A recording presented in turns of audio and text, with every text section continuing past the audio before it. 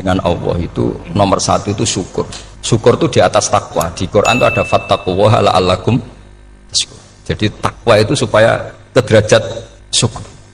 Kalau Nabi membahasakan kalimat thayyibah yaitu la ilaha illallah Muhammadur Rasulullah, itu kalimat yang otoritas kebenarannya itu absolut, pasti benar bahwa alam raya niki gadah pangeran ingkang asmanipun Allah Subhanahu wa taala.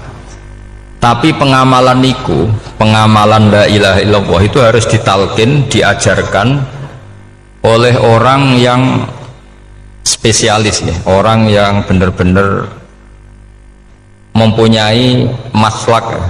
Maslak itu cara sampai kepada Rasulullah Shallallahu Alaihi Wasallam.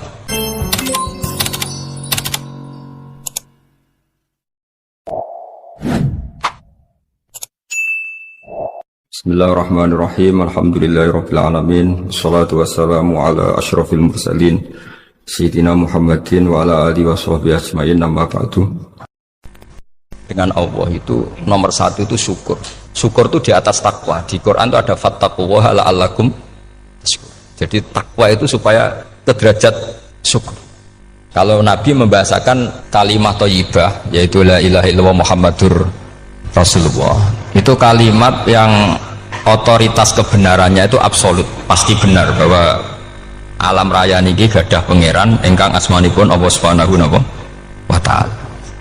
Tapi pengamalan niku, pengamalan la ilaha illallah itu harus ditalkin, diajarkan oleh orang yang spesialis ya, orang yang benar-benar mempunyai maslak.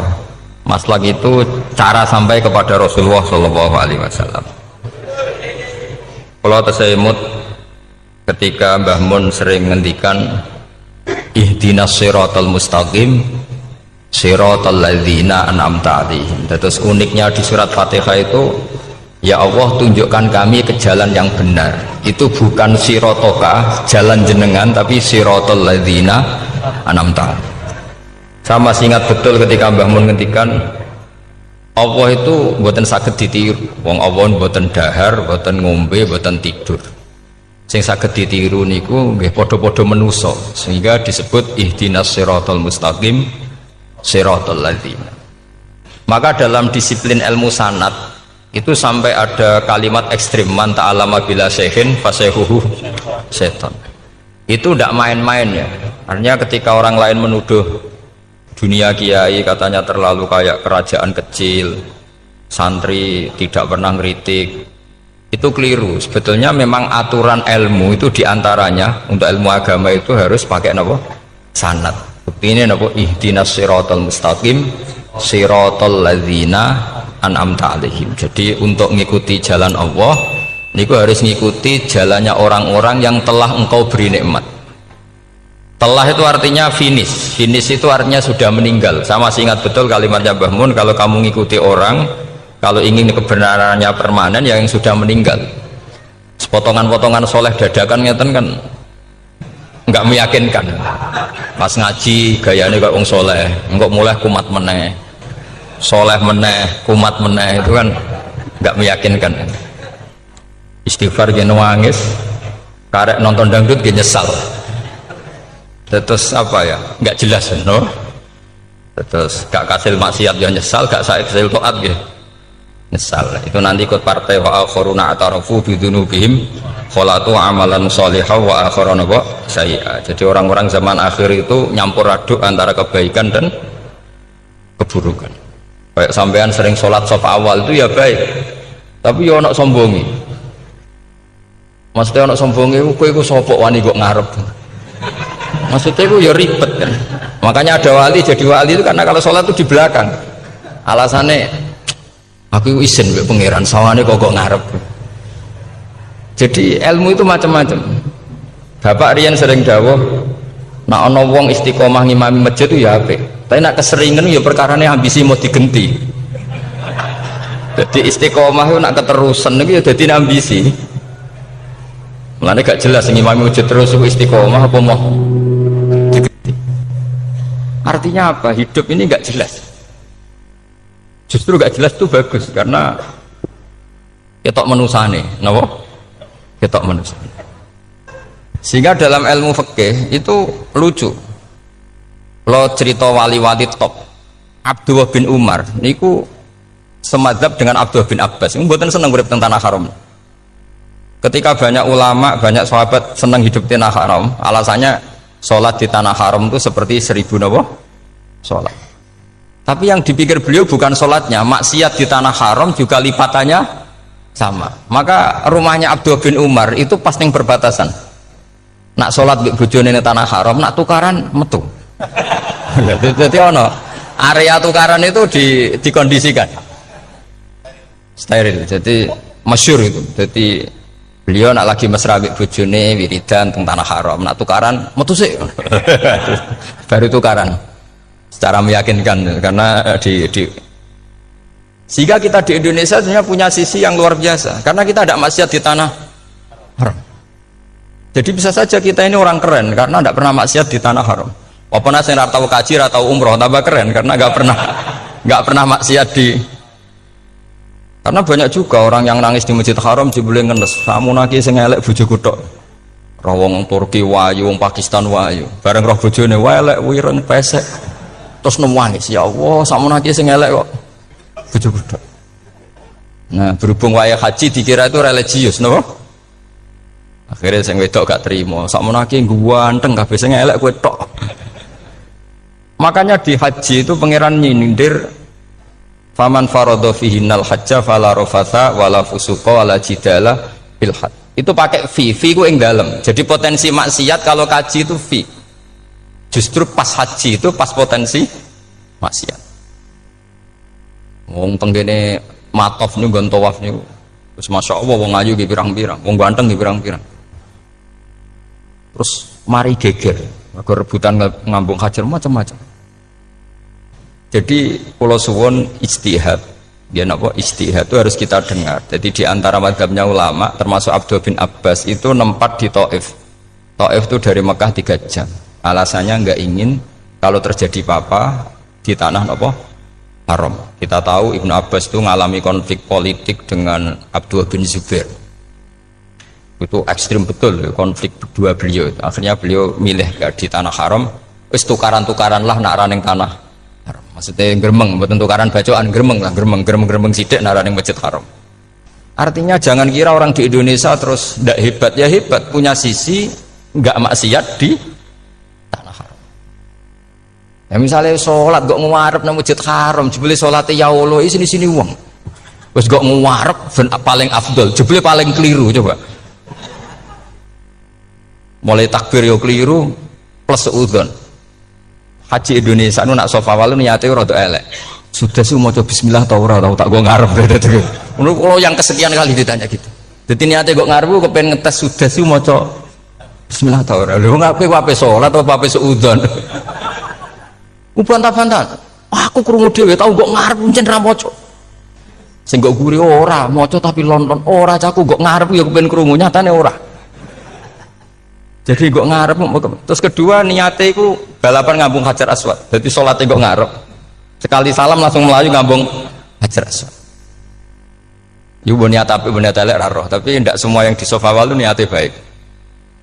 Tapi niat tidak baik itu kadang baik. Itu saking api aneh pangeran. Kalau kenangan cerita dari Mbah Mun yang paling saya kenang itu gini. Dulu wono santri nakal. Ya jadi ora dulu tok saya luwih akeh. Tapi sawangannya cerita kan kudu dulu karena sejarah itu syaratnya harus diomongkan dulu. Jadi aku rada kecewa sejarah itu dulu ono santri nakal. Saya itu luwih akeh. Niku kepengen nginceng ninge mergo ning wayu. Niku dhisik jarang ning sepeda motor ngalor ngidul ning pasar Bangilan jarang. Dadi nek kepengen roh iku kudu dadi bakul banyu. Terus bakul banyu karena satu-satunya cara roh wong ayu kudu dadi bakul banyu. Nyamar. Jauhnya ngisine ning jero jeding. Kadang ya roninge rajil baban macam-macam. Kiai ini wali tenan, bukan wali debutan, bukan wali senior, namun wali betul. Nah, sama saiki dadi wali kan wis ana kuota wali, segelem ra gelem jumlahnya supaya tetap ada terus diangkat nonton mawon wali. Itu bertahun-tahun. Kiai ini ngerti, seneng mergo digratisi, dikai rego murah. Kiai ini ngerti nek iku niate elek. Suatu saat gak ada perkembangan, santri ini mulai gremeng karena nggak direspon. Diceluk kayak ini. pentok anakku. Nggih Yai. Kowe salat ning Masjid Haram saf awal 40 dina jamaah mbok saf awal. Nggih Yai. Kok bar tak rabekno anakku. Nggih. Seneng salat. Hari pertama ya demi dapat istri, hari kedua terus. Suwe-suwe ku ku nyaman. Betapa nikmatnya sujud, nikmati rukuk terus nyaman. Saking nyamannya itu berkebutuhan sholat di saf awal. Bukan karena cewek tadi. Bareng hari ke-40 diparani mbek kiai ini. Aja mulai tak rabekno. Loh. Mboten saged, Mbah. Jare nek wis salat 40 dina tak rabek. Oh, mboten salat diterima untuk cawe tok. Mboten. Mboten. Ngenyak uang salat diterima dijoli. Jadi orang enggak bener itu kadang ya jadi bener. Jadi dari wali kadang daftarnya lewat bakul banyu, terus kadang rodok delok wedok sithik-sithik, tapi nak pangeran ngangkat kira kurang coro. Jadi wali can iki. Akhirnya kiai ini sing nangis-nangis. Cung gelem le cok kamu pede mantu wong. Iki gak gelem-gelem tenan. Ngenyak uang salat diterima dijoli. Wah, itu luar biasa. Terus malah nanti ngaji ya, terus ngaji talqinul fikri bahwa pada akhirnya sing paling dhuwur teng hati dar la ilaha illallah. Nah, saya punya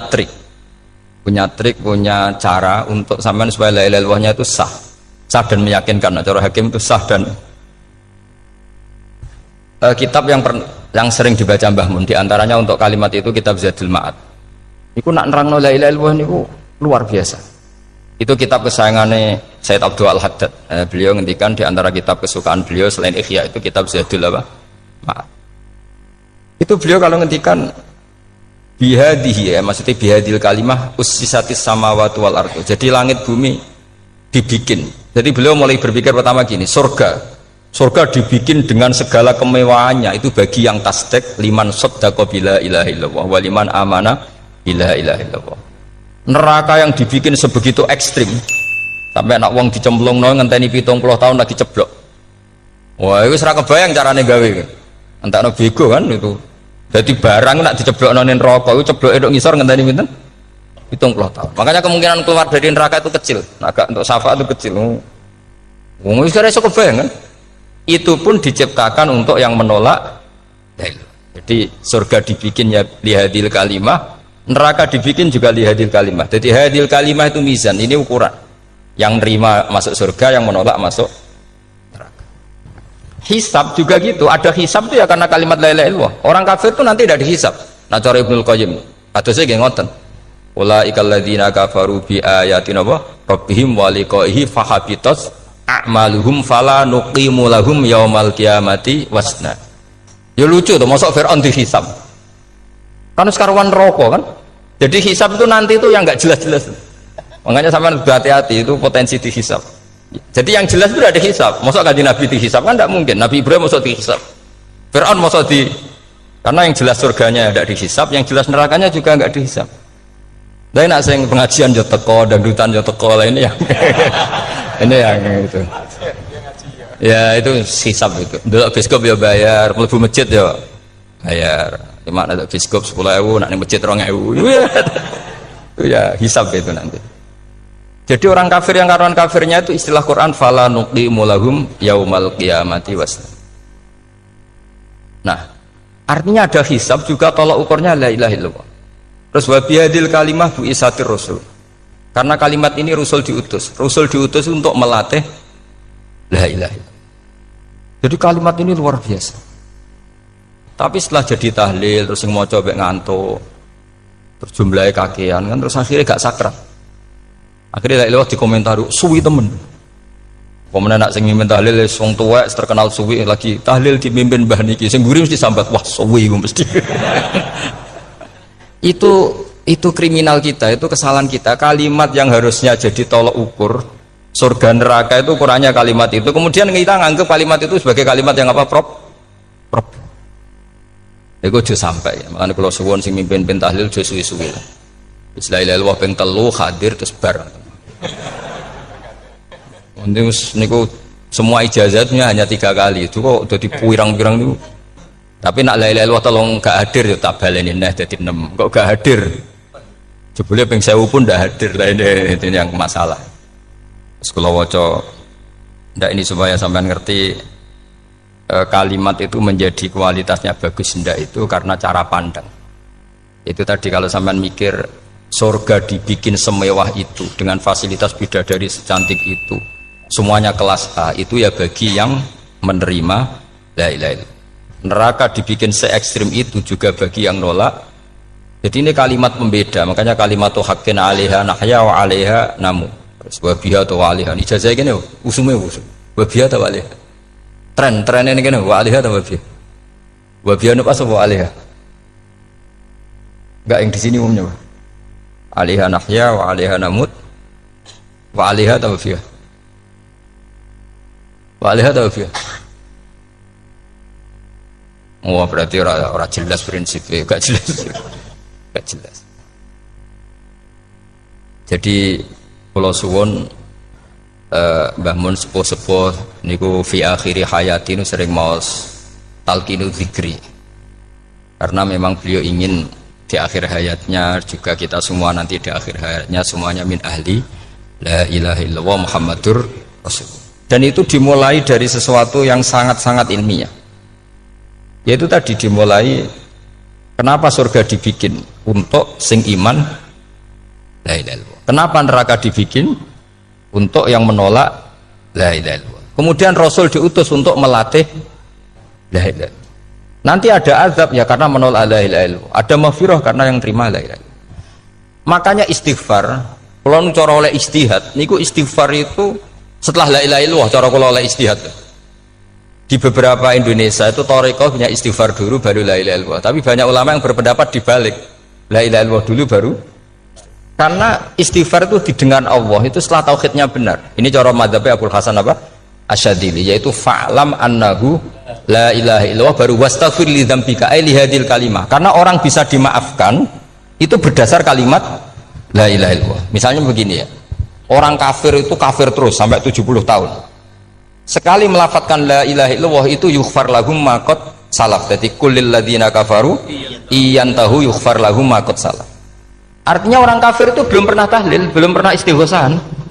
Ya belum pernah istighfar, tapi sekali melafatkan la ilaha illallah secara sah langsung yughfar lahum ma qad salaf. Berarti dulu mana la ilaha illallah sama istighfar untuk kepentingan dimaafkan Allah. La ilaha illallah cara madzhab Abul Hasan Asyadzili karena alasannya wong kafir sing kafir wae tanpa istighfar asal kalimat la ilaha illallah benar langsung yughfar lahum maqad. Jadi cara pikirannya Abdul Hasan Asyadzili itu la ilaha illallah yang benar dan kamu baru istighfar nanti insya Allah pasti dimaafkan bihaqqi la ilaha illallah. Jadi fa'lam annahu la ilaha illallah baru wastaghfir li dzambika ai bihadil kalimah karena sahnya istighfar setelah kalimat ini sah. Itu orang kafir yang kafir berpuluh-puluh tahun itu langsung diberi bonus sama Allah yughfar lahum ma qad salaf. Nah, ukuran iyan tahu pakai apa coba? Hei para wong kafir nak kowe mendo sangka kekafiran ukurannya pakai apa? La ilaha illallah. Sekali la ilaha benar langsung yughfar lahum ma qad salaf. Makanya ketika Ja'far Shadiq, Sayyid Ja'far Shadiq beberapa lama arja ayatin fil Quran adalah qulil ladzina kafaru iyan tahu yughfar lahum ma qad salaf. Ketika mana kan abet siswa malaikat ya wong kafir 70 tahun Gusti mau celek Allah pisan langsung jenengan sepuro mosok kalau imam tahlil buatan jenengan sepuro ya, tapi masalahnya nak malaikat tapi kowe golek wajib lah iku semari perkara iku semari masalah kan bersora ikhlas iku mulai masalah nak sing gurih malah meneh tapi kowe mau celek Allah ambek gremeng mergo kesuwen dan nak kesuwen wong gremeng sing dosa sing tahlil apa sing gremeng sing tahlil ya melok dosa mergo kesuwen sing gremeng dosa wong kalimat thayyibah kok digremengi. Nah terusno sing ngundang ya melok dosa pisan ribet kan. Ya ora ono fikih ngono ya ora ono. Maksudnya kula cerita daripada rawan dosa ya mendingan la ilaha illallah sing ora gremeng. Carane piye? Sing mimpin ya sing fasih sing cepet. Insyaallah. Oh teng desa kula anggere muni tahlil ben Gus Wak suweneng kabeh. Mesti cepet. Jamin mesti cepet. Kalau sering ngomong, aku cepet lah lu mati sing suwi ya. Mergo suwi mari dosa gremeng ya perkara. Nah kiai-kiai kan do sungkan mek kula. Nah teng adat masyarakat kan nggih sampai Gus sampai anak kiai kan sungkan dadi kiai-kiai sing tua-tua akhirnya melok cepet. Dan ini harus diilmoni. Saya ulang lagi ya. Sebetulnya dalam Thariqah Syadziliyah itu la ilaha illallah dulu baru istighfar. Alasannya apa? Sihhatul istighfar itu ba'da sihhati la ilaha illallah. Jadi dia bawa ke qulil ladzina kafaru iyantahu yughfar lahum ma qad salaf. Saiki intiha anil kufri, berhenti kekafiran dengan kalimat apa? La ilaha illallah. Itu langsung yughfar lahum ma qad salaf. Dan Allah ngendikan fa'alam annahu la ilaha illallah baru wastaghfir lidzam. Ai bihadil kalim.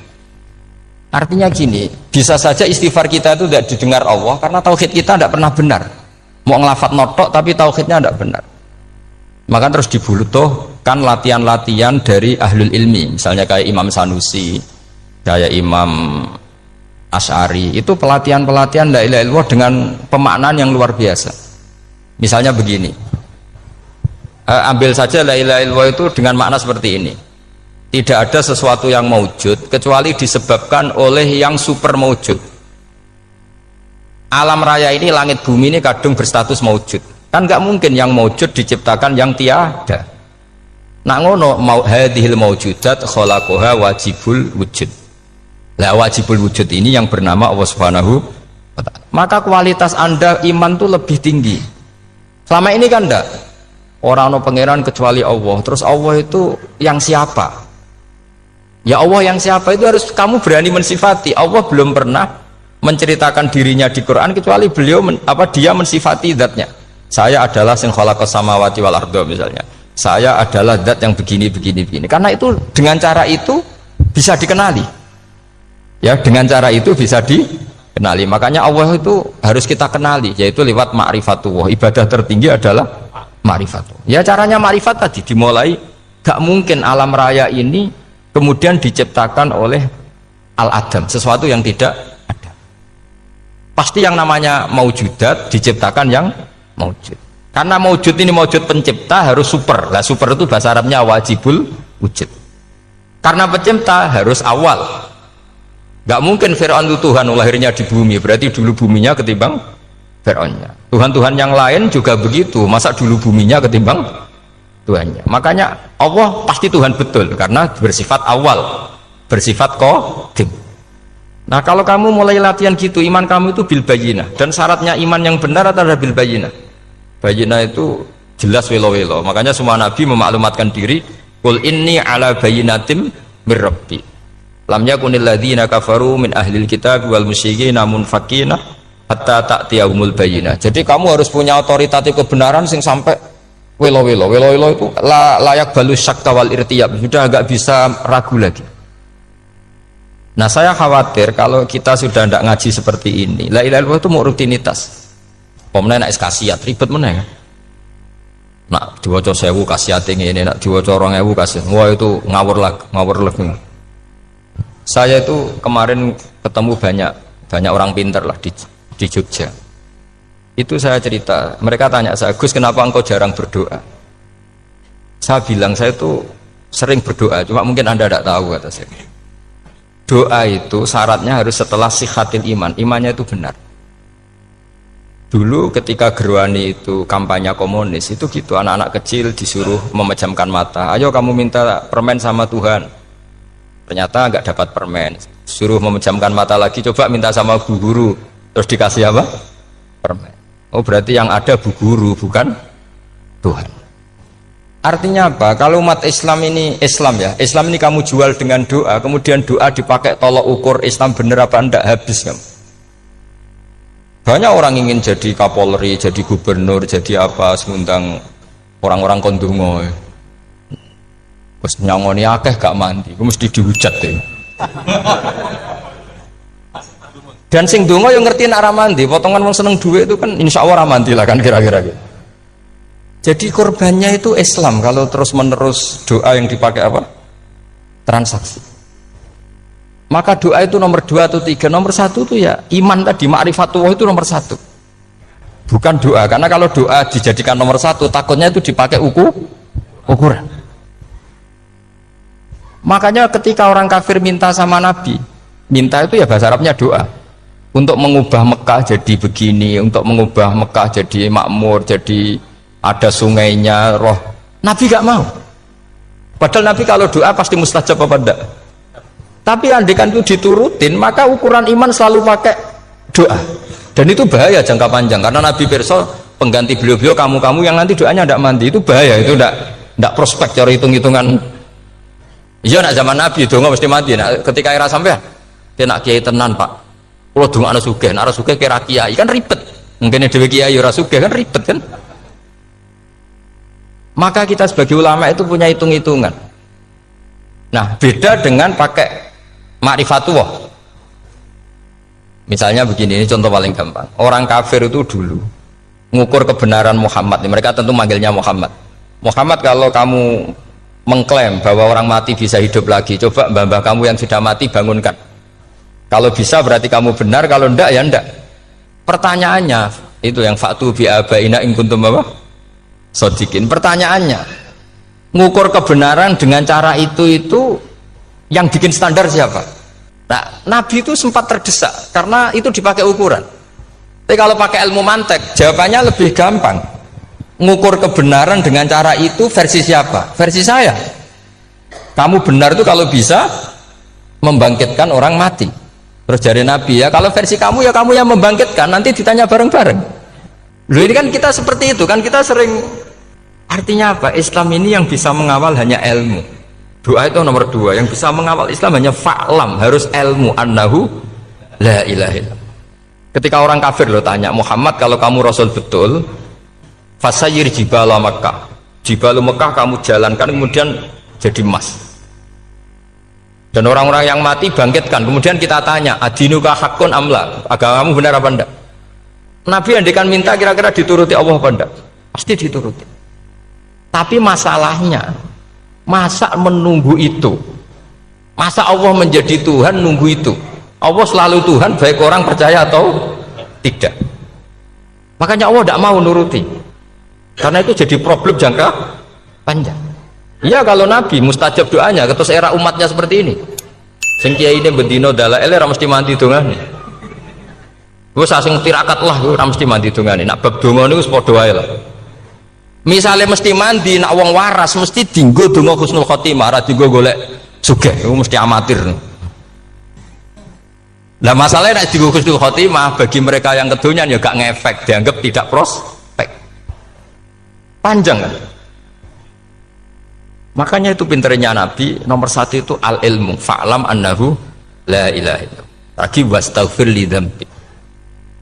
Jadi kalau suwon, kenapa ini cerita Mbah Mun, kenapa akhir-akhir beliau sering talqinu zikri, sering melatih zikir, itu sirinya diantaranya bahwa kalimat ini harus menjadi kalimat super, kalimat sing alaiha nahya wa alaiha namut wa alaiha nub'ats atau wabiha nub'ats insyaallah ta'ala minal amin. Ya itu tadi, kita sebagai kiai itu ikut menjaga ini, jangan sampai kalimat ini membosankan. Tahlile suwi barbar segitu ono sing nyoal la ilaha illallah Muhammadur Rasulullah lane kurang panjang, wakaf ta ora terus panjang. Bahwa agama ini dimulai hatta ta'tiyahumul bayyinah. Jadi sesuatunya harus benar-benar sampai jelas. Orientasi para ulama dulu itu cara menerangkan la ilaha illallah itu sampai difahami an bayyinatin. Makanya semua nabi memaklumatkan diri kul inni ala bayyinatin mir rabbi. Sampai di situ. Dan semua cerita-cerita di tafsir Jalalain di apa-apa itu ukuran kebenaran itu lam yakunil ladzina kafaru min ahlil kitab wal musyrikin namun fakina hatta ta'tiyahumul bayyinah. Monggo. Maka semua kita itu harus punya kecakapan untuk merangkai dalil. Kalau ada pengalaman saking kitab-kitab turos, kitab-kitab dulu. Itu ketika beberapa ulama ditanya, dulu ketika ulama-ulama dulu berdebat tentang apakah imanul muqallid, imannya orang yang tidak bisa berargumentasi tentang Tuhan itu diterima apa enggak, rata-rata ahli sunnah bilang diterima, tapi tetap dengan catatan itu potensi goyah. Itkul man qallada fit tauhidi imanu lam yakhlumin tardidi. Tapi ternyata ulama-ulama itu prakteknya juga mengajari masyarakat supaya ada sedikit dalil atau kepastian logika. Masyhur itu ulama dulu ketika tanya orang-orang Arab, orang-orang desa, Ya Arabi, bima arafta rabbak. Kamu kok tahu kalau Tuhan itu ada itu gimana? Jawabannya mereka meyakinkan. Al-ba'ratu tadullu alal ba'ir wa atharul aqdam yadullu alal masir. Ono tletonge sapi ya mesti ono sapine. Ono atharul aqdam, artinya ono tipake wong liwat ya mesti ono sing liwat. Sehingga itu sudah dianggap cukup kalau ada makhluk ya ada khalik. Artinya terus menjadi gampang ketika Allah ngendikan misalnya am khuliqu min ghairi syai'in. Mosok hadhil makhluqat sing maujudat kemudian khalaqahal adam. Itu kan enggak ketemu akal.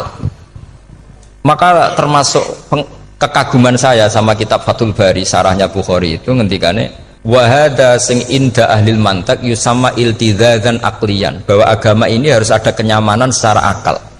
Kalau Nabi membahasakan wajadah halawatal apa? Iman. Iman yang manis itu misalnya kita profesor, kita ilmuwan, kita seorang yang top, yang paling cerdas di dunia. Kemudian kamu secara agama didogma oleh pimpinan agama kamu.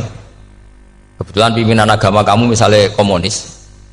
Terus diberi ajaran misalnya hadhil maujudat khalaqahal adam.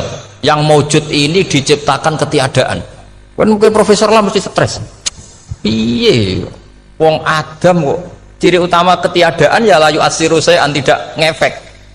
Bandingkan dengan misalnya kita goblok lah, petani lah, wong paling goblok lah misalnya diajari bumi ki ono mbah wonten, terus sing gawe bumi ono ya ono, wong barange ono kok sing gawe ra ono.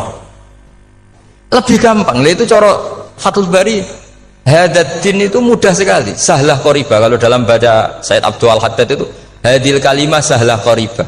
Salah qoriba itu enak difahami karena ya sudahlah, kalau hadil maujudat ya khalaqahal maujud.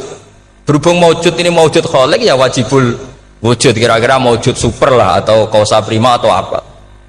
Jadi segampang itu lama menerangkan tauhid.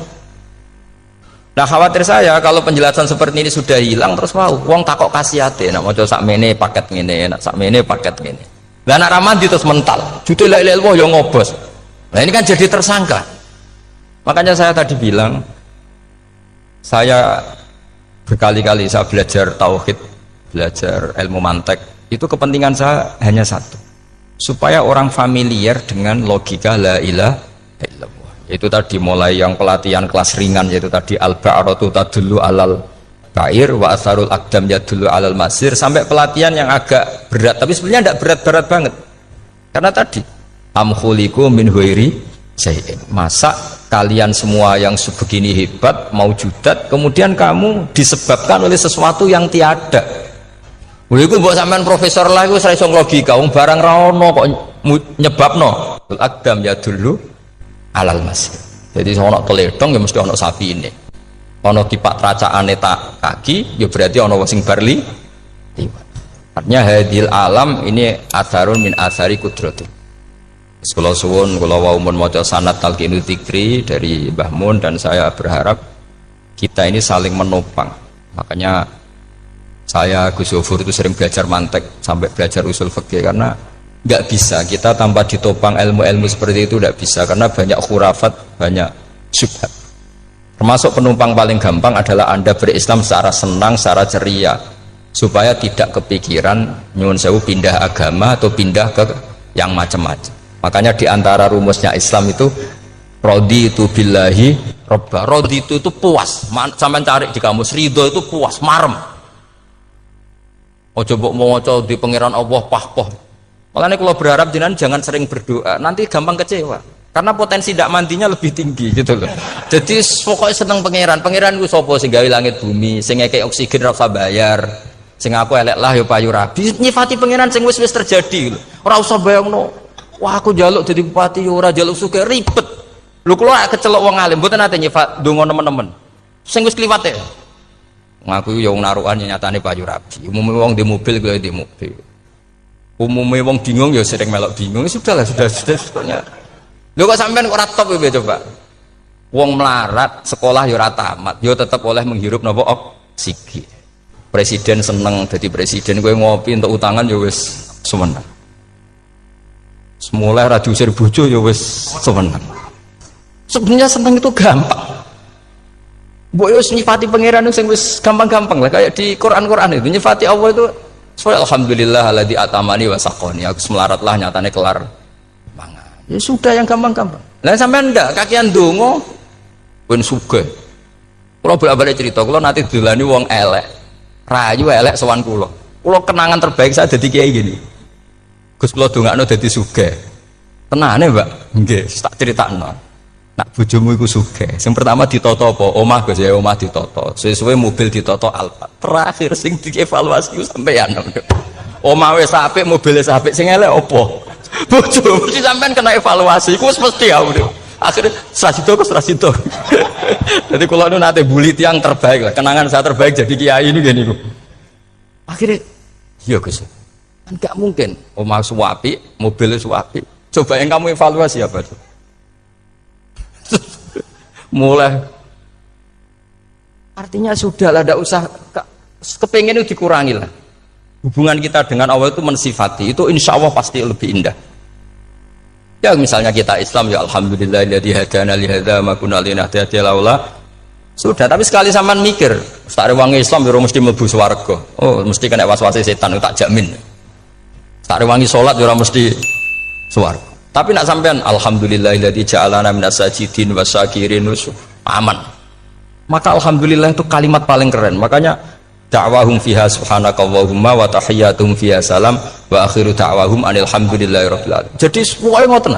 Sore ora usah kakek njaluk. Karena potensi ndak mandi itu tinggi. Sampean ndak kutub, ndak ahdal, ndak abdal, ndak apa saja. Wis donga wis umume wong-wong lah. Dunya hasanah fil akhirati hasanah wa qina adzabannar. Hasanah go piye artine pokoke hasanah. Pokoke hasanah fil akhirati ya hasanah. Nek ora iso hasanah ya rabi itu jenenge hasanah pokoke sementing. Karena kula niku pengalaman dadi kiai, angger wong kok kakean donga mesti kakean ngeluh. Ya karena potensinya tidak mandi. Jajal sampean ndonga apa jajal? Selama ini kan njuk mapan yo ora tau mapan. Njuk sugih yo rakus, wis diparingi cara pangeran wis maringi jebule sampean ingin lebih. Makanya saya mohon sekali, jadi hubungan dengan Allah itu nomor satu itu syukur. Syukur itu di atas takwa. Di Quran itu ada fattaqullaha la'allakum. Jadi takwa itu supaya ke derajat syukur.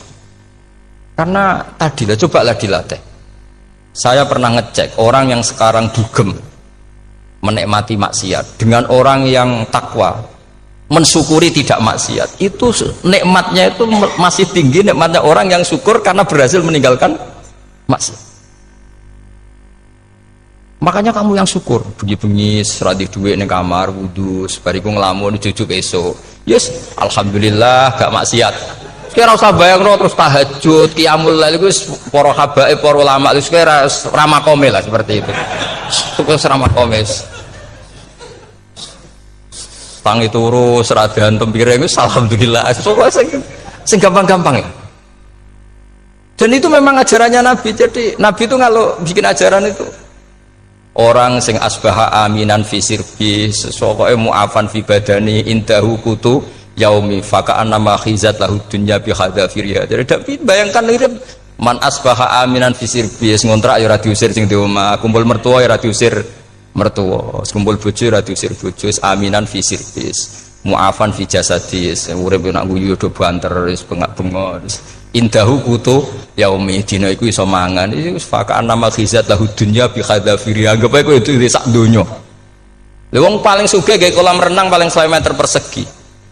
Kowe ndelok laut renang sak kapoke. Pokoke urip kuwi sing gampang itu. Kok senengane repot to? Senengane repot. Pokoke kula kepengin niku jenengan syukur lah. Pokoke lho nggih malan niki pokoke niki kampanye syukur lah. Pokoke karena tadi coba yang biasa donga-donga niku dikurangi lah. Syukurnya dulu yang lho sampean tak arani. Doa yang mandi itu dimulai apa? Asana Allah. Tinggi mana doa dengan syukur? Syukur. Nabi itu kalau berdoa itu nyifati Allah panjang sekali. Alhamdulillah hamdan katsiran terus wa hamdan wa fi ni'amahu wa yukafi mazida ya rabbana lakal hamdu kama yanbaghi li jalali wajhika azim sultanik la nuhsi sana'an 'alaika anta kama athnai ta'ala nafsik antal muqaddim wa antal muakhir. Wus panjang. Sampean kan enggak muqaddimah suwidi. dongane sing tuh wis gak dia 13 wis. Kalau kan sering mau ikhya itu kalau muji pangeran itu sampai lupa Imam Ghazali saking panjangnya. Sama dulu donga-dongane Nabi itu kalau muji Allah itu panjang sekali dongane sithik nak jenengan mukaddimah alhamdulillah rabbil alamin nabi angob pas donga ya Allah ya Rabbana temenan blas gak dia 3. Jadi saya mohon sekali supaya agama ini harus bifarohin wasyukurin. Kalau donga yang paling kalau kenang sama yang Mbah Mun gini Gus farihi namuna amin. Semuanya kita itu pokoknya senang. Makanya kalau suwun lah pokoknya beragama terus senang. Rodi itu bila roba rodi itu kalau anak maknanya marem lah, marem di pangeran Allah itu marem. Kata Sayyidina Ali lah, kafani izzan antakuna li robban, wa kafani fakhran an akuna laka abdan. Pun Gustin tak bangga kula dadi manusa, mergo pangerane jenengan. Cara di pangeran Fir'aun kan yo ribet wae. Wis mati tenggelam dadi ton. Terus wa kafani fakhran an akuna laka abdan. Kula nu seneng banget mergo dadi kawulane jenengan. Misale dadi kawulane presiden ya iso coplok. Kawulane menteri kadang ketangkep KPK. Kawulane wong sugih kadang bangkrut. Ribet kan? Makanya beliau ngendikan kafani izzan antakuna li robban wa kafani fakhran an akuna laka napa abdan. Terus niki kalau rati provokatif lah. Semergi zaman akhir sampai pandemi ngeten wis ra syukur ribet. Setelah saya jadi kiai dan penelitian, saya itu berkali-kali didatangi dokter, tentara, juga polisi. Mereka sering bilang gini, "Gus, saya ini dokter negeri. Saya ke NTT, ke Papua karena saya muslim, berkebutuhan Islam, maka dibikinkan musola, dibikinkan masjid. Kalau kiai tidak bisa, bikin sendiri urunan mau narik siapa itu. Mau narik tarikan di jalan yang mau nyumbang siapa. Tapi kalau kebutuhan negara karena tugas negara ya difasilitasi negara dan tidak dianggap misionaris karena negara. Begitu juga di beberapa negara yang non muslim kayak di Argentina, di Venezuela itu ada masjid, ada kajian Islam ya karena duta besar dan itu aparat negara. Disinilah kearifan para ulama berkoalisi dengan umarok dengan makna yang positif bahwa agama ini harus ditopang umarok, sistem negara. Tentu di situ ada tentara, ada polisi, ada macam-macam. Kita sebagai kiai juga nggak berdaya di depan para bandar narkoba apa-apa kalau nggak ada BNN. Kita mau apa dengan korupsi kalau tidak ada KPK? Sehingga kearifan para guru-guru kita, mulai Mbah Maimun, bapak saya sendiri, NU, Muhammadiyah, semua ormas-ormas Islam itu pasti maulah kerjasama. Karena kita siapa ya? Kalau tidak kerjasama. Dan di antara pesan Rasulullah SAW adalah yaduwahi ma'al jamaah. Jadi apa ya, kebersamaan itu sudah berkah. Fa inna yadawahi ma'al jamaah. Jadi berkah. Lalu kenapa saya kalau ngaji bawa kitab? Ini agak sebetulnya itu lazim. Lazim itu suatu yang harus. Tapi karena kelamaan mubalek itu tidak pakai kitab. Seakan-akan bawa kitab itu yang aneh. Sebenarnya aneh mereka. Karena begini logika simpelnya ya. Umat Nabi ini berhak dapat apa coba? Berhak dapat warisan yang paling luhur, paling hebat, paling jernih. Apa itu Quran dan hadis? Pertanyaannya, siapa yang paling punya hak otoritatif untuk menerangkan Quran hadis? Ulama. Ulama yang mana? Ya yang kapabel, yang sudah diakui dunia kayak Imam Ghazali, Imam Bukhari, Imam Syafi'i. Artinya kalau kita tidak pakai materi itu ulama mendapat pikiran kita, bukan mendapat pikiran mereka. Saya ulang lagi, kalau kita tidak pakai materi yang otentik, yang orisinil, umat ini mendapat pikiran kita, bukan pikiran mereka. Maka saya berusaha supaya teman-teman atau semua umat Islam dapat pikiran-pikirannya Imam Ghazali, pikiran-pikiran Imam Bukhari, pikiran-pikiran Abdul Qasim Al-Junaidi, kejernian-kejernian Abu Yazid Al-Bustami. Kejernian itu diantaranya adalah misalnya makalah yang menurut saya itu makalah yang super. Jadi untuk ngadepi krisis karena COVID atau karena apalah. Itu lama dulu sederhana sekali. Beliau-beliau punya rumus yang mungkin jarang didengungkan orang, tapi saya akan kampanye rumus ini. Al-istighna, hakikatul istighna, itu adalah al-istighna anis syai' labihi. Jadi pemenuhan kebutuhan yang sebenarnya adalah kita berusaha menghindari sebanyak mungkin kebutuhan yang sekunder, yang enggak penting. Bukan memenuhi semua yang kita inginkan. Jadi misalnya begini ya, kalau kita lapar, itu keinginan kita itu makan enak apa asal makan? Tentu jawabannya asal makan yang sehat. Tapi kalau nuruti nafsu kita, makannya yang enak, teman makan ya enak. Terus di warung yang favorit. Ini kan satu kebodohan. Kenapa untuk makan saja butuh definisi sekian banyak? Yang kita harus kecewa, warung favoritnya bisa sudah tutup. Atau kita ke sana harus macet. Ribet. Yang benar-benar arif dan bijaksana itu adalah al-istighna anisya. Sesuatu yang tidak mendesak itu jangan jadikan kebutuhan. Sehingga kalau kita puasa misalnya, semua makanan itu enak karena kita sangat lapar.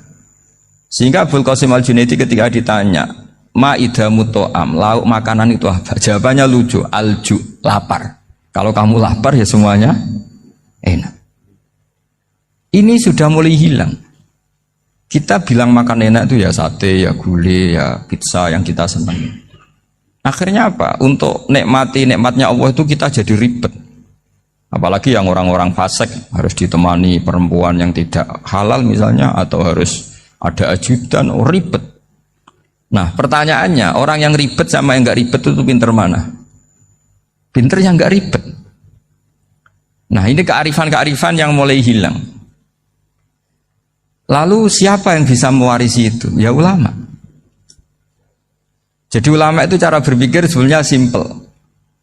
Makanya mereka sering kalau tahajud itu, di antara makalah Sayyidina Ali paling terkenal dan yang menjadikan beliau punya derajat yang luar biasa itu adalah kafani izzan antakuna li robban wa kafani fakhron an akuna laka abdan. Ya Allah, saya ini sudah begitu mulia, begitu terhormat dan sangat-sangat terhormat karena yang menjadi Tuhan itu Engkau. Jadi rumus pertama itu karena menjadi Tuhan itu Engkau. Hanya Tuhan yang abadi, Tuhan yang pertama, hanya Tuhan yang al-awwal. Coba ya Allah, kalau saya ini punya Tuhan Fir'aun, punya Tuhan mati jadi tontonan lagi, itu kerennya di mana coba? Andaikan kita punya Tuhan Fir'aun, atau punya Tuhan yang asal usulnya manusia, apapun hebatnya manusia itu, kita punya Tuhan manusia itu. Tuhan yang lapar, yang kalau nggak makan mungkin pingsan, mungkin bisa kena COVID, nanti Tuhannya diisolasi. Kayak apa? Makanya ketika Tuhan Allah menyindir ketuhanan selain Allah itu, Allah hanya menyindir dengan kalimat sederhana, kana yakulanit to'am, yang kamu tuhankan itu masih makan. Hanya kalau nggak makan ya lemes.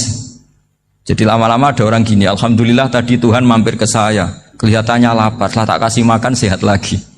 Susah nggak punya Tuhan yang seperti itu. Beda dengan Tuhan kita.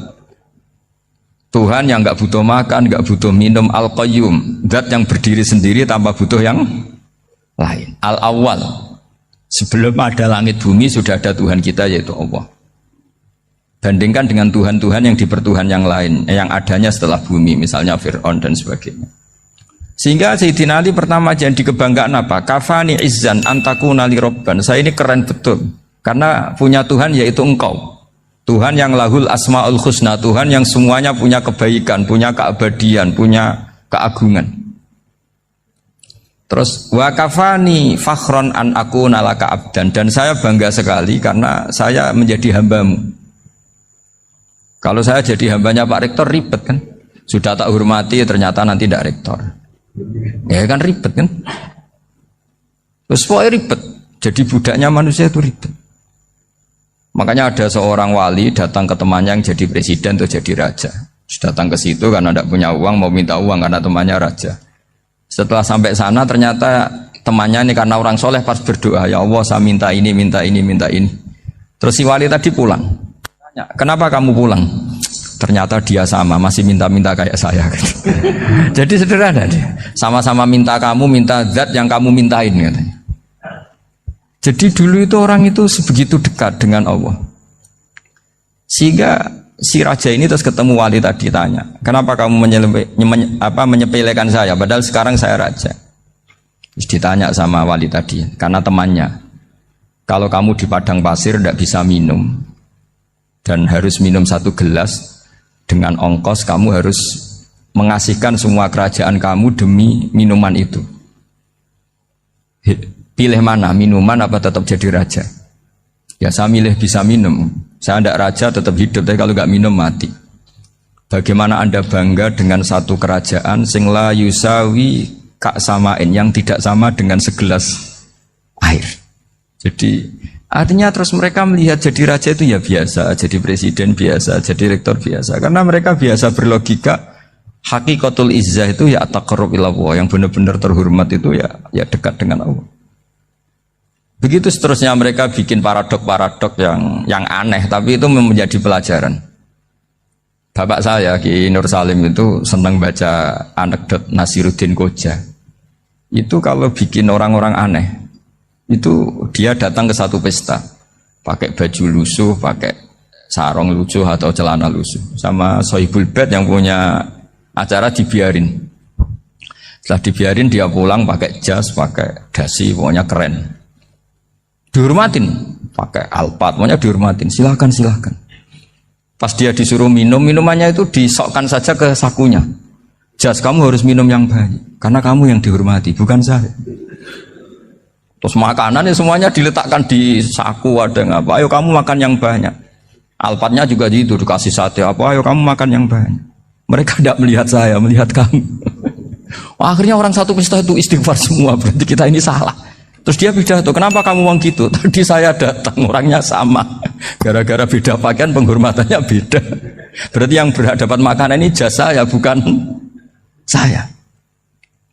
Betapa naifnya kita sebagai orang. Ternyata kita masih hormat sesuatu yang seperti itu, yang atribut lah. Jadi orang-orang sufi itu orang yang bisa menertawakan dunia. Akhirnya ya, pertama dia dianggap orang gila, masa jas dikasih makan, dikasih minum. Tapi secara fikih dia benar, haram dia makan. Karena pas dia datang dibiarin, setelah pakai jas dikasih makan. Berarti hakikat yang dapat rezeki siapa? Jasnya apa orangnya? Jasnya apa orangnya? Jasnya. Jadi itu orang-orang sufi, kearifan orang-orang dulu itu bisa ngelola hal-hal yang keseharian menjadi luar biasa. Ada seorang wali melihat istrinya makan satu piring, anaknya makan satu piring. Ditanya, kalian kenyang? Wah, kenyang sekali. Melihat anaknya minum kopi satu cingkir, senang. Kalian senang-senang sekali. Wah, kalau senang dengan hal-hal yang murah bisa, ngapain harus senang dengan hal-hal yang mewah? Bodoh sekali saya. Sehingga terus mereka bisa qanaah. Qanaah itu ya hidup itu simple, sederhana. Jadi tentu saya tidak akan ngomong yang muluk-muluk, selain itu tidak bidang saya juga apa ya, kita ini butuh obat di kondisi COVID seperti ini, butuh kesederhanaan, butuh apa ya, istighna tadi. Kita harus istighna billah an ghairillah. Jadi sudah cukup bahwa Allah ini segalanya. Sehingga tadi saya dengarin himnenya Unisula, yang paling saya kagum adalah dimulai dengan kalimat-kalimat thayyibah. Di antara tugas suci Nabi Ibrahim dan semua Nabi adalah wa ja'alaha kalimatam baqiyatan fi aqibi. Nabi Ibrahim itu Nabi yang diberi gelar Allah. Dia adalah Nabi yang menjadikan kalimat tauhid itu kalimat yang abadi. Fi aqibi, di anak turunnya, di semua generasinya. Baik anak turun karena gen maupun karena pembinaan, karena pendidikan. Ini penting sekali saya utarakan karena apa? Satu kehidupan itu sebenarnya digerakkan oleh kata-kata, oleh moto kalau orang bahasa modern. Sehingga banyak ulama mengatakan al-ibarat qutun li'ailatil mustami'in, bahwa redaksi atau moto atau pegangan hidup itu penggerak kehidupan. Sehingga sebetulnya manusia itu digerakkan oleh kalimah-kalimah itu, oleh moto-moto itu, oleh prinsip-prinsip hidup itu. Misalnya orang Palestina itu tiap hari ke pasar gitu.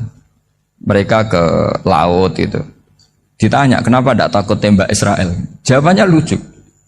Kena tembak ya mati, nggak makan ya mati, nggak kerja ya mati. Ya sudah, sama-sama mati ya, mendingan aktivitas normal. Tapi saya tidak menyarankan itu untuk melawan COVID. Ini cerita saja. Kamu jangan provokator itu. Karena ini wilayah sensitif. Jadi banyak orang yang poligami, kalau ditanya alasannya gitu, istri satu ya cerewet, dua ya cerewet, mendingan 4 katanya. Ya banyak ya gitu. Tapi ada yang kebalikan, istri satu cerewet saja hampir jantungan, apalagi 4, tinggal matinya kan gitu. Itu semua yang menggerakkan itu kalimat. Kalimat itu satu pegangan. Banyak orang loh yang nggak ingin jadi rektor tuh banyak loh Pak Bejo. Jangan kira semua dosen ingin jadi rektor. Melihat rektor sibuk rapat mempertahankan reputasi Unisula terus sering pegang kepala. Ngapain repot-repot? Jadi tukang sapu aja dapat gaji, ngopi, rokokan, selesai. Bodoh amat jadi rektor, mikir orang banyak. Banyak loh orang yang nggak ingin jadi presiden tuh banyak. Karena ngopi nyaman, nggak ada yang ganggu. Mau tidur sampai jam 9 siang juga gak ada yang ganggu. Sehingga mereka melihat pegawai negeri itu gak keren, orang kok diatur jam, disiplin. Itu memang cara Allah membagi rahmat. Mau kamu apakan coba? Cara syukurnya dia seperti itu. Bapak saya dulu tuh sering ngajarin saya, diajak jalan-jalan pagi-pagi. Melihat orang ngopi, makan uduk itu bapak seneng. Kok enak jadi wong awam. Ngene esuk-esuk nyemak bocah kesel kabeh kono enak ngopi rokokan. Bapak kadang iri sama orang awam itu iri. Sudah gitu berharap masuk surga kan enak sudah gitu. Tahu-tahu mati, tidak tahu ke surga apa ke neraka ya tidak tahu. Jadi nah orang dulu itu orang yang bisa mensederhanakan dunia. Sehingga ya sudah cara bahagia. Makanya saya alhamdulillah saya ini kerjasama sama UII sama beberapa kampus. Memang amdan itu sengaja. Kampus itu ya punya sistem yang nggak bisa mewakili sistem kiai. Kiai juga punya sistem yang nggak terwakili oleh kampus juga sebaliknya saling melengkapi. Saya sering ketemu rektor UI, rektor kampus-kampus Islam. Mereka cerita, Gus pendidikan pondok harusnya dimodernkan gini-gini. Saya bilang, kalau pondok modern kayak kampus itu nanti saya ketemu Allah nggak bisa jawab. Kenapa Gus? Saya beri contoh gini. Kalau misalnya perempuan perawan lah atau apa saja, namanya perempuan, mau tanya tentang menstruasi atau haid. Kalau semuanya sistem kampus, dia harus kuliah dulu, registrasi dulu, kuliah dulu, bayar dulu, dan dapat jawabannya nunggu mata kuliah pas itu. Bandingkan kalau sistem pondok, saya tuh sering ke pasar sama anak saya dicegat sama ibu-ibu. Gus, anak saya ngalami gini-gini, keluar darah terus menerus, nggak 6 hari tapi 1 bulan penuh. Itu hukumnya apa Gus ya? Nanti saya mau sowan ke jenengan. Nggak usah sowan di sini aja. Ya sudah, sebelum mengeluarkan darah yang rutin seperti itu biasanya haidnya berapa hari? 6 hari ya sudah ikut yang 6 hari, yang lainnya istighatsah. Ngoten tok Gus, ya udah ya. Begitu terus di masalah udhiyah Pak. Ya coba kalau semuanya pakai sistem kampus, daftar dulu, bayar dulu. Jadi ini nggak ada jawabannya, nunggu mata kuliah itu baru dapat jawaban. Itu biasa nggak sholat bertahun-tahun karena belum ada jawaban tentang itu. Nah itu kalau misalnya orang mati, tahunya cara apa memulasara jenazah itu nunggu kuliah dulu, pas mata pelajaran itu dulu, baru menangani orang mati. Berarti orang mati itu tergeledak semua. Tapi kalau kiai kan enggak. Kesini orang mati terbakar, kalau dimandiin malah badannya copot-copot, itu gimana hukumnya? Ini ada orang mati Gus Kendat, ini disolati apa enggak? Ada orang mati apa itu oplosan itu disolati enggak? So sering ditanya gitu. Gak usah registrasi Pak Rektor, gak usah registrasi, gak usah daftar, gak usah seminar. Makanya kalau orang kampus wani kiai itu ya kualat tenan gitu, karena ini yang on time. Tapi pondok seperti saya ya ikrar seikrar-ikrarnya. Pentingnya kampus karena melatih efisiensi waktu, disiplin, tata kelola manajemen sehingga kita ya hormat. Tapi tadi kita harus saling melengkapi sehingga saya tunjukkan ke publik bahwa saya hormat sekali sama polisi, sama tentara. Coba kita bisa apa ngadepi bandar narkoba kalau enggak polisi? Bisa apa coba menjaga NKRI kalau enggak tentara? Begitu juga ya sudahlah kita memang fa inna yadallahi ma'al jamaah, kita berkah itu kalau bersama-sama, tidak bisa kita sendiri. Nah lalu orang kayak saya itu ya beberapa kali sebetulnya saya itu ditawanin jadi doktor honoris causa apa. Kekhawatiran saya satu Pak Bejo, takut pas nggak punya uang itu dokter gak di duit kan gak pantas gitu. Jadi repot gitu, daripada beban lah sudah lah nggak usah dokter. Jadi kalau nggak punya uang ya pantas, terus kalau ngebis ya pantas. Suatu saat kalau mati nggak ada yang hadir ya pantas, nggak dokter gitu. Kalau sudah dokter kok masuk neraka, dokter kok masuk neraka, kayaknya apalagi rektor kampus Islam kok masuk neraka itu kan kok kayak nggak pas itu. Misalnya rektor Unisula ditanya mungkin nakir, nggak bisa kan kayak gimana gitu. Makanya harus sering ngaji saya supaya nggak malu di depan Munkar Nakir. Masa rektor ditanya Munkar Nakir enggak bisa. Harus berani bentak. Ini saya rektor loh Pak Munkar Nakir. Masa kalau wali-wali dulu berani. Masyhur di cerita wali-wali ditanya marabbuka manabuka. Saya ini guru tauhid. Kok kamu tanya marabbuka manabuka yang ngotok? Kok kamu tidak pernah ngaji enak aja tanya. Jadi wali-wali itu ya rileks ngadepi mungkin.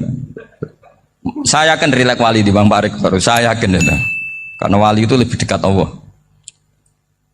Sehingga orang dulu itu saya ulang lagi ya, ada satu kearifan namanya hidup itu apa? Hidup itu adalah cari sebanyak mungkin supaya hidup itu tidak tergantung pada banyak hal. Sehingga misalnya cara berpikir orang-orang modern itu sebenarnya banyak orang-orang ilmuwannya nggak ngagumi Amerika. Bukan karena angkuh ndak. Untuk mempertahankan kebesaran negara sebesar itu, kebutuhan listriknya besar, kebutuhan tentaranya besar, kebutuhan apa? Sementara negara kayak Venezuela atau Swiss kebutuhannya ada banyak. Pertanyaannya, yang tergantung dengan banyak hal sama yang tidak tergantung banyak hal, itu pinter mana? Kalau dibalik pertanyaannya gitu, negara-negara maju itu tidak keren kalau dibalik pertanyaannya. Orang yang untuk mempertahankan eksistensinya banyak, butuh banyak hal, dengan yang tidak butuh banyak hal, itu pinter mana? Orang yang bahagianya nunggu jadi dokter, nunggu jadi kiai besar, kiai viral, dengan orang yang bahagia cukup dengan ngopi, itu pinter mana? Tapi kalau dibalik pertanyaannya, orang yang tahunya nikmat hanya kopi, dengan nikmat yang banyak, pinter mana? Makanya Mbah Mun itu kalau guyon itu lucu. Aku ikut saake, ambek wong desa sing mlebu swarga. Saya dulu eskal mlebu swarga kok disakeni. Akhirnya beliau memberi penjelasan. Wong desa iku roe pakanan enak, iku mau kopi mbek uduk. Lah swarga iku mau nuruti sing dikarepno. Akhirnya wis mau mangan, wis ngopi, nguduk, ngopi ora roh pakanan liyane ku ora roh. Nasi mandi yo ora roh, pizza yo ora roh apa-apa. Terus saya bilang, wah lah niku nak nganti selera tentang wanita cantik. Iku juga sederhana. Rodok pesek ya wis cantik, rodok ireng ya wis. Apa bidadarinya seperti itu karena saking enggak pengalamannya. Jadi surga itu kan nuruti apa yang diinginkan. Kira-kira keinginan orang kampung kalau di surga itu apa coba? Makanan apa coba? Ya nak senengnya ketemel gemblong itu. Artinya malaikat lebih suka nangani surganya orang-orang kampung di Bang Pak Rektor. Ini sudah ribet ini. Makanan apa saja sudah dicoba ya. Terus kalau di mall tahu orang macam-macam, seleranya macam-macam pasti. Enak mana kalau sampean jadi malaikat pelayan surga? Suka ngelayani orang kampung apa yang orang kota? Orang kampung kan? Jadi ya itu guyon ya, guyon tapi itu menjadi pikiran kita bahwa orang yang banyak kebutuhan itu sebetulnya banyak kebodohannya karena menggantungkan kebahagiaannya dengan banyak hal. Makanya Imam Syafi'i ngendikan istighna itu apa? Al-istighna anisya'labi. Yang dikatakan kecukupan adalah berusaha sebanyak mungkin banyak hal tidak kamu butuhkan. Bukan memenuhi semua kebutuhan kamu. Karena nafsu kamu ini tidak ada batasnya gitu. Kalau kamu penuhin nggak akan selesai. Itu ada perempuan yang kurang cantik, itu minta doa saya. Gus doain suami saya kaya. Terus tak guyonin, terus nggak minta. Kalau suami kamu kaya, yang pertama dirubah itu apa? Rumah Gus, supaya rumah saya bagus. Kedua apa? Mobil, supaya mobil saya bagus. Nanti yang dievaluasi itu kamu. Mobil bagus, Alphard, rumah mewah, istrinya kamu. Pasti itu dievaluasi. Langsung nggak usah, sudah gini aja kan. Jadi pertama yang dievaluasi itu kaya itu. Coba kalau suami kaya itu yang dievaluasi pertama rumah ya, rumah ganti. Setelah itu apa? Mobil. Kira-kira berikutnya. Akhirnya harus bagus, nggak jadi. Nabi Ibrahim itu pernah minta umur panjang, keren umur panjang. Sama Allah nggak dijawab. Datang orang tua gitu mertamu ke Nabi Ibrahim, terus disuguhi dikasih kurma. Apa itu? Kok kurma apa? Anggur yang sudah matang sekali, sudah dimakan. Setelah dimakan meler keluar lagi, dimakan lagi meler lagi. Terus Nabi Ibrahim masuk lagi ke kamar. Ya Allah, doanya tak cancel. Nanti kalau saya tua kayak itu. Jadi Allah itu nggak jawab langsung tapi ngirimkan itu. Akhirnya ya Allah nggak jadi. Nanti takut itu. Saya pernah ngalami jadi kiai tadi, ada ibu-ibu ya kurang ya nggak pati cantik lah. Suaminya tuh miskin sekali. Minta doa saya supaya kaya. Bareng tak kasih pertimbangan itu udah nggak usah nggak jadi. Jadi itu kearifan. Tapi kearifan ini harus kita tanamkan. Saya nggak bisa membayangkan Indonesia yang besar ini, andai kan tidak ada qanaah, nerimo ing pantum. Coba sekarang ada Covid. Andai kan Indonesia tuh kayak Perancis. Saya beberapa kali punya tamu orang yang hidup lama di Perancis, bahkan dapat istri orang Perancis. Itu dulu nggak begitu mencintai Indonesia. Tapi setelah di Perancis 2 tahun, wah Indonesia hebat. Di Perancis itu kata dia kalau cerita, semua kebutuhan masyarakat itu dibebankan ke negara. Apa saja minta negara, apa saja nyoal negara. Sementara Indonesia, coba kalau Indonesia mengalami seperti ini, kok tidak ada qanaah rimo ing pantum, bisa kios Indonesia. Orang miskin nyalahkan negara, kelaparan nyalahkan negara, apa saja. Tapi barokahnya dididik kiai, jogeman nyalahno wong liya. Surip pun romo ing pandum, diame. Sampai gak ngerti kalau Covid. Banyak tuh orang-orang kampung itu, orang lugu-lugu itu. Mbah niki saking Covid, salam ning Covid, muga-muga umure panjang. Dikira Covid itu nama orang yang ahli sosial itu. Mbah niki dana saking Covid. Matur nuwun sampekno salamku, muga-muga umur panjang. Bingung kan yang nganterin ini. Ini gimana yang mau menjelaskan? Memang nggak paham. Ribet kan. Tapi saya pastikan bahwa dengan keadaan seperti ini kita bahagia, kita stabil, itu jelas barokahnya kalimat tadi, moto tadi atau pegangan hidup tadi.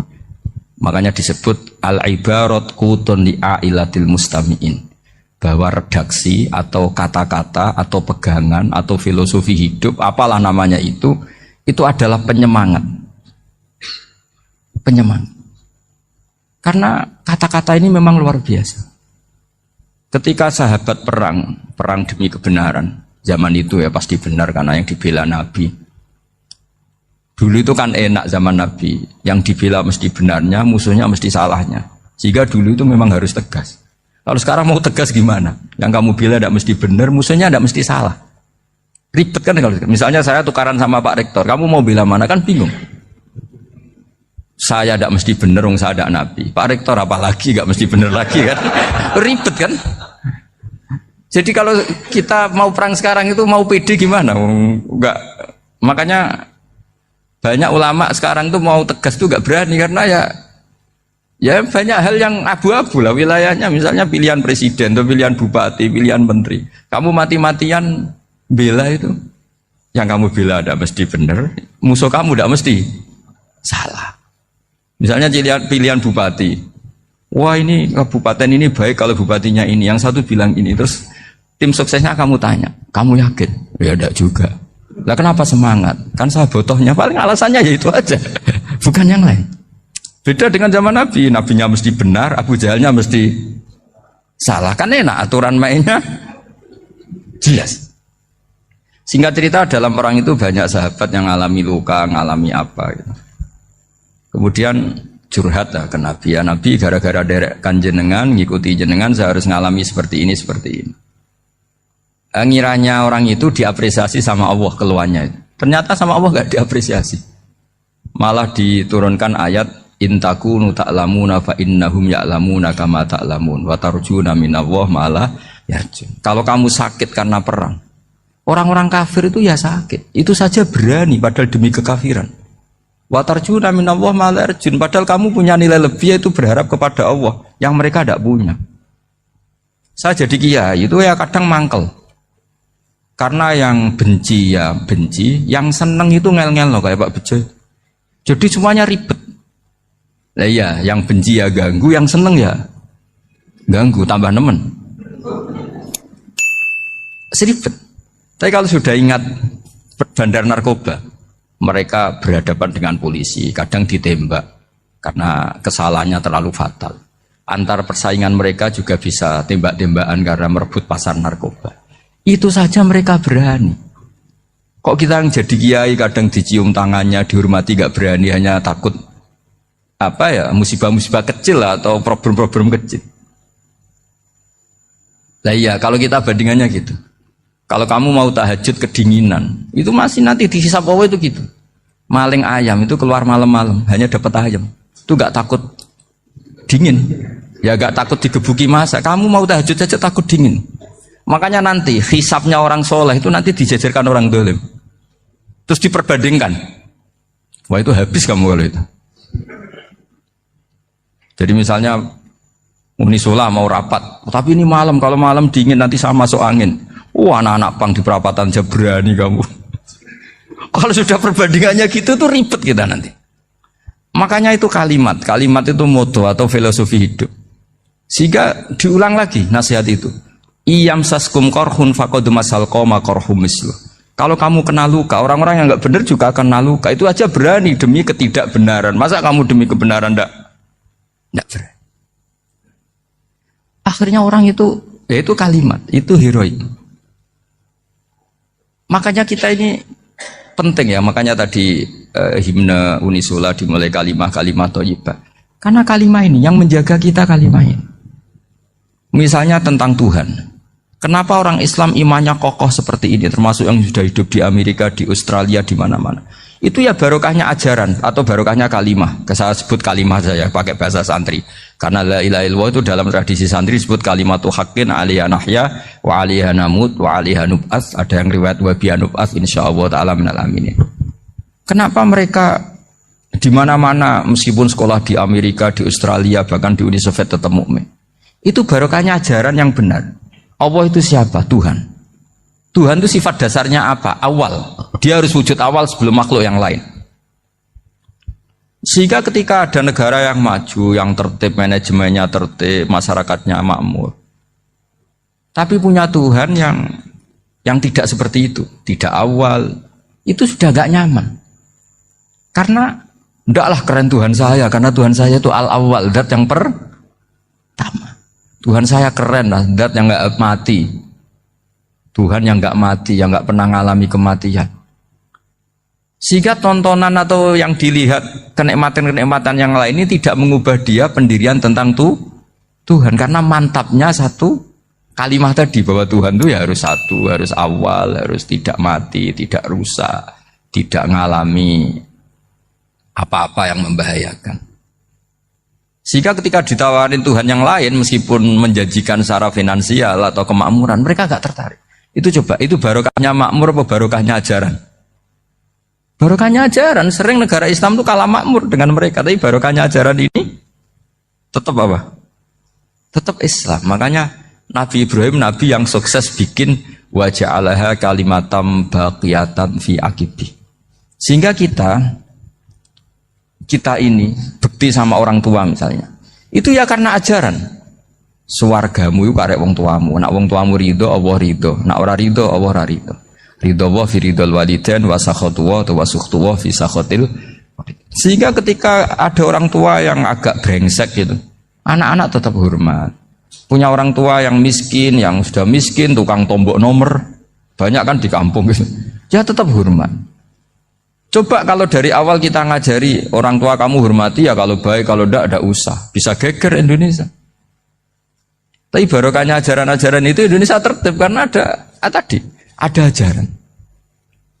Nah ini di sini ini pesantren dan Unisula semua harus berkontribusi membuat ajaran yang benar. Itu adalah ciri utama Islam. Sehingga Islam ini dimulai dengan ajaran kalimatu haqqin alaiha nahya wa alaiha namut.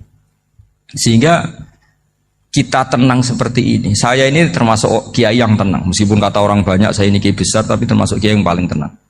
Termasuk yang paling tenang. Karena saya ini pakai mazhab orang-orang hebat. Saya berkali-kali cerita, orang kayak Imam Syafi'i itu orang yang luar biasa. Saya berkali-kali cerita, orang yang tadi nyium tangan kamu ya Imam Syafi'i, di belakang tuh ngerasani kamu, menghujat kamu. Jawabannya enak saja. Berarti saya alhamdulillah orang yang wibawa. Buktinya di depan saya nggak berani. Jadi enteng saja. Diceritain sebagian kampung, sebagian separuh dari warga kamu itu nggak suka kamu. Ya bagus lah nggak suka saya, nggak akan utang duit saya. Di mana-mana orang utang tuh karena teman dekat. Kalau nggak seneng pasti minimal nggak utang, nggak pinjam mobil, nggak pinjam apa. Berkah mana yang seneng sama yang gede? Jadi dianggap enteng saja. Semua yang dialamin dianggap enteng saja. Misalnya punya istri pemarah, ya baguslah marahin suami. Kalau marahi tonggo malah ribet. Jadi kamu harus terima kasih kalau dimarahin istri. Baguslah marahin saya mah, kalau marahi tonggo ribet. Jadi enteng saja. Tapi kita sekarang itu karena nafsu ya, sehingga menghadapi hidup ini ribet. Ulama dulu kalau mau mati itu senengnya bukan main. Sudah lama saya ini ingin gak maksiat. Kayaknya gak maksiat paling efektif itu mati. Ya tidak apa-apa Gusti, kalau sebaiknya mati ya mati aja. Enteng saja. Jadi melihat kematian itu akhir dari segala keburukan atau potensi keburukan. Apapun baik kita sekarang, suatu saat mungkin kita gak baik. Yang bisa menghentikan ketidakbaikan atau potensi ketidakbaikan itu apa coba? Mati kan? Berarti mati itu mengerikan apa menyenangkan? Mesti kamu tidak berani menjawab. Meskipun secara ilmu kamu berani, tapi secara rasa agak berani kan? Saya ulang lagi ya, yang bisa menghentikan keburukan atau potensi keburukan itu apa coba? Apa? Kematian. Berarti kematian itu menyenangkan atau menyusahkan? Apapun kamu tidak berani jawab karena kamu agak-agak duniawi itu kelihatannya. Tapi secara ilmu, kamu tahu kan kalau mati itu tidak buruk-buruk banget. Karena apa? Itu akhir dari segala keburukan. Sehingga Nabi ngajarkan kalimat itu begitu luar biasa. Allahumma ahyini maka natil hayatu khairan li wa tawaffani maka natil wafatu khairan li. Nabi melihat dunia itu begitu indah. Ya Allah, kalau saya ini hidup, anggap saja hidup ini ziyadatan li fi kulli khairin, menjadi modal saya menambah segala kebaikan.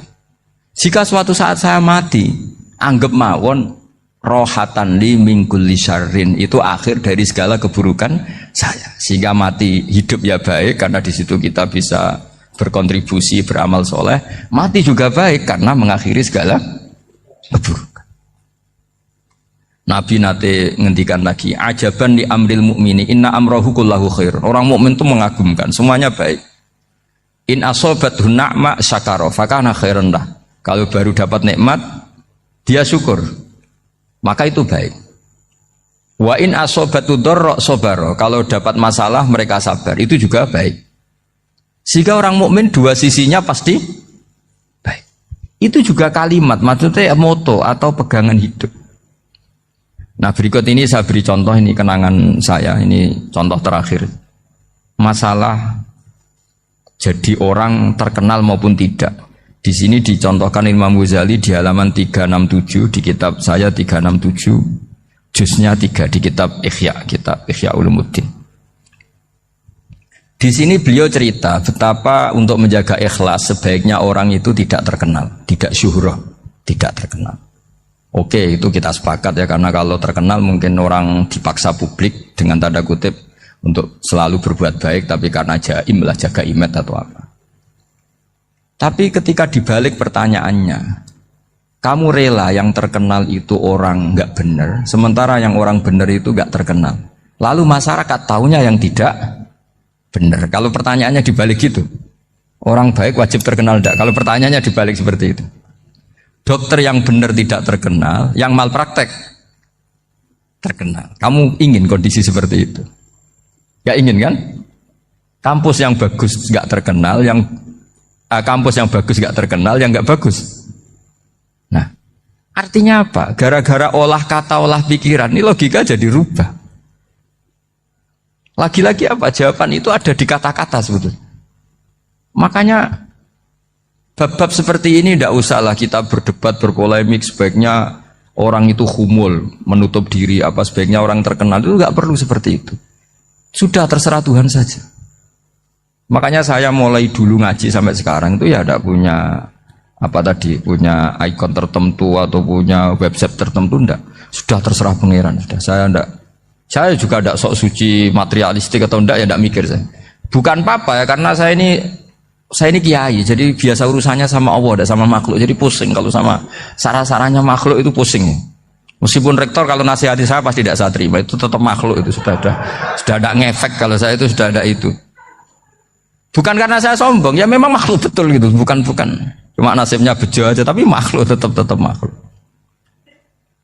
Saya beri contoh ya. Ini makalah yang ditulis Imam Ghazali. Ya, i'lam aslahaka Allah anna aslal jah wa intisarus sayyid atau sayyidi wal istihar. Wa huwa mazmum itu. Balil mahmudu al khumulu illa man saharahu wa ta'ala li nasri dini min ghairi takallufi talabi syuhrati minhu. Jadi kalau kamu ingin ibadah kamu selamat ya kamu jangan terkenal. Tapi resikonya adalah kalau kebaikan itu tidak terkenal, maka agak dikenali. Kalau agak dikenali berarti masyarakat hanya punya percontohan yang tidak baik. Karena yang baik tidak terkenal. Jadi itulah ulama-ulama dulu. Jadi apa-apa itu dibanding-bandingkan. Kemudian nanti kelihatan, jawabannya itu kelihatan. Jadi ulama dulu itu biasa ngarang misalnya afatun nikah, sisi negatifnya nikah. Harus ngurmat istri, harus macam-macam, kalau terlantar itu ya dosa. Seperti tadi Pak Marsudi cerita, kalau orang ngapalkan Quran itu takut lupa, kalau lupa itu jadi dosa. Pertanyaannya, kalau semua orang takut lupa, takut dosa, semua orang nggak hafal Quran karena potongan-potongan lupa. Cara berpikir tidak seperti itu. Kalau berpikir ya namanya hafalan ya inginnya hafal, kan nggak ingin lupa. Nah nanti kalau takdirnya lupa karena hal-hal yang dimaklumi oleh syariat itu enggak yang termasuk dosa. Yang dosa itu lupa tak diwiri udhrin syar'iyyin, lupa yang tidak ada sebab yang apa? Syar'i. Tapi lupa bawaan EQ-nya tidak bagus. Lupa bawaan sering dibentak. Oh itu enggak masalah karena bawaannya orang tertekan itu ya lupa. Coba kamu hafal Quran. Terus punya kredit jatuh tempo. Pas hari itu aku yakin enggak cerdas sudah. Itu bawaannya orang tertekan tuh pasti lupa. Jadi ya saya teruskan ya. Jadi terus ada makalah yang sangat bagus sekali tentang itu. Saya baca ya. Wa yadullu ala dzalika anna Allah azza wa jalla amaral anbiya'a bi idharil amali lil iktida wa khassahum bi mansibin nubuwah. Wala yajuzu ayyudhanna bihim annahum khurrimu afdhalal amalen. Jadi orang yang terlalu mendewa-dewakan khumul itu menutup diri. Oke itu baik karena dengan khumul, dengan menutup diri Anda tidak riya, Anda tidak pamer. Tapi kata Imam Ghazali, kamu juga harus ingat di antara syaratnya Nabi itu harus mengumumkan kalau beliau itu seorang Nabi. Harus memaklumatkan kalau beliau seorang Nabi supaya bisa diikuti. Caranya sholat harus diumumkan sehingga Nabi itu mengatakan harus jamaah. Karena dengan cara jamaah itu bisa shollu kama ra'aitumuni usolli. Coba kalau Nabi sholatnya nggak diperlihatkan, kamu harus sholat yang benar. Caranya gimana ya Rasulullah? Itu rahasia. Bingung nggak kira-kira? Bingung nggak? Ya misalnya amal rahasia selalu lebih baik. Terus ada pertanyaan, Nabi ngendikan kamu sholat yang benar. Caranya gimana Nabi? Ya itu rahasia. Terus gimana coba? Tapi Nabi ngendikan apa? Shollu kama ra'aitumuni usolli. Ya sudah kamu sholat, niru saya sholat. Berarti Nabi sholatnya diperlihatkan apa disembunyikan? Diperlihatkan. Jadi begitu juga saya berkali-kali bilang, orang tahu kalau itu bidan ya berdasar tulisan itu bidan. Tahu kalau itu dokter gigi ya itu dokter gigi. Jangan sampai gara-gara tidak ada tulisan mau beli alat bangunan di dokter gigi. Mau periksa gigi di toko bangunan. Gara-gara apa? Nggak ada maklumat. Nah, di sini ulama-ulama selalu memaklumatkan dirinya. Termasuk Imam Ghazali ketika ngarang kitab dinamai Ihya Ulumuddin, bahwa kitab ini bisa menghidupkan ilmu-ilmu agama yang mulai hilang. Begitu seterusnya. Jadi ini ngaji ya. Jadi orang itu harus ngerti ya. Jadi jangan nuruti emosi sendiri atau logika sendiri. Bahwa saya suka khumul, ya monggo, agama Islam menyediakan sarana itu. Uzlah itu ya punya sisi kebaikannya sendiri. Tapi syuhrah terkenal asal tidak nuruti nafsu juga punya sisi kebaikannya sendiri. Setidaknya umat ini punya satu master kebaikan yang mudah diakses. Tapi tadi saya ulang lagi, jangan karena hadun nafsi, jangan karena kepentingan pribadi. Makanya di sini disebutkan wa yadullu ala dzalika ay ala syuhrah anna wa ta'ala amarul anbiya bi idharil amal lil iktida. Allah selalu memerintahkan para nabi kalau ngamal kebaikan ya harus dimunculkan supaya bisa Ya itu tadi kita tidak bisa bayangkan kan kalau misalnya Nabi menyuruh kamu harus sholat yang benar, kemudian sholatnya Nabi sembunyi. Lalu ditanya, Nabi saya niru siapa? Wah itu rahasia, kamu nggak boleh lihat sholat saya takut tidak ikhlas. Ribet kan? Sehingga jamaah itu statusnya tetap harus. Nah bedanya harus ini ulama berpendapat harus yang apa? Fardu kifayah. Tapi fardu itu maknanya harus. Tapi bukan berarti kalau nggak jamaah sholatnya nggak sah, nggak. Tetap tapi statusnya jamaah tetap apa? Harus. Nah barokahnya harus ini orang yang baru sholatnya langsung benar karena ada yang diikutin. Coba kalau mantan dukun baru sholat terus sholat sendiri, itu mesti mirip mantra itu. Karena dia tidak ada master percontohannya. Tapi barokahnya ada master, orang paling bodoh pun kalau sholat ya benar, karena standar ada komandonya, ada imamnya. Sehingga Imam Ahmad malah berpikir keras, syarat sahnya sholat itu harus jamaah. Cara pikirannya Imam Ahmad keras sekali beliau. Sehingga kalau orang sholat sendiri kok ada orang lain yang maunya berjamaah harus bayar, orang itu harus bayar demi sahnya sholat. Itu madzhabnya Imam Ahmad. Tapi kalau madzhab Syafi'i hanya mengatakan itu fardu kifayah, yang kalau satu komunitas gak mau melakukan semuanya apa? Dosa. Ya jadi ini sebelum sesi ringan tanya jawab, hanya 2 saja tanyanya, nggak boleh banyak-banyak, nanti nggak pulang-pulang saya. Jadi tak baca lagi biar dapat berkahnya Imam Ghazali. Wa qala qaumun asirru afdalu minal alaniyati. Terus kata sebagian ulama al alaniyah itu afdal minas sirri. Terus diperbandingkan baik yang mana amal dipertontonkan sama ndak. Terus kata Imam Ghazali, kalau orang itu bisa jaga tidak riya, maka sebaiknya dipertontonkan karena kebaikan harus yang muncul, bukan yang tidak baik yang muncul. Makanya ketika memaklumatkan diri sebagai ingin jadi generasi khairah ummah, itu kalau diterjemah itu kan wow, khairah umat terbaik itu kan kayak agak angkuh, tapi nggak apa-apa, itu nggak apa-apa. Masa kita kampanye siap degradasi moral kan ya lucu kan, masa jualan gitu kan ya lucu. Kita memang ingin mengkhidmati ummah, berbakti dengan umat, membantu supaya jadi generasi khairah ummah. Nggak apa-apa dimaklumatkan supaya dengan itu umat punya sarana. Oh kalau ingin jadi khairah ummah kuliah di sini, jangan lalu enggak gitu. Ya sama kita dokter, maklumatkan saja dokter gigi, dokter kandungan, dokter bedah. Sehingga orang kalau mau bedah ya jangan ke dokter kandungan. Jadi barokahnya maklumat ya. Jadi saya mohon sekali ini, saya sendiri sebetulnya orang yang nggak siap terkenal sebetulnya, tapi ya sudah terserah Allah saja. Kalau itu cara Allah menyebar kebaikan, ya monggo. Pokoknya kita tawakal saja sama Allah Subhanahu wa Ta'ala. Assalamualaikum warahmatullahi wabarakatuh.